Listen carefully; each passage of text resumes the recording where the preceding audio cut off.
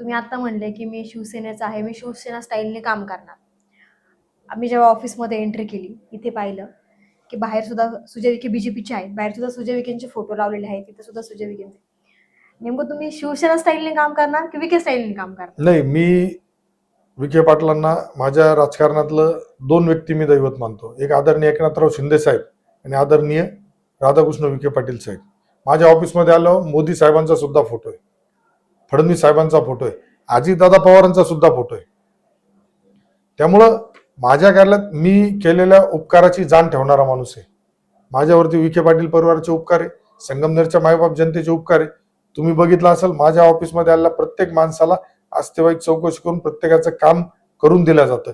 माझ्या कार्यालयामध्ये ration card पासून सगळेच कामं केले जातात. फक्त कायदेशीर बाबी जिथं कोर्ट केसरी प्रकरण चालू आहेत तिथं आमच्याकडून सहकार्य होत नाही, कारण तो कायदेशीर बाब असती.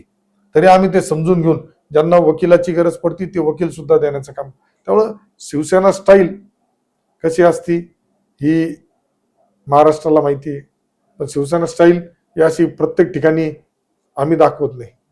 आमचा प्रयत्न राहतो. मी सुद्धा काम करताना पहिल्यांदा सभ्यपणे सांगतो, एकदा सांगतो, दोनदा सांगतो, तिसऱ्यांदी मग आम्हाला शिवसेना स्टाईल वापरावं लागते.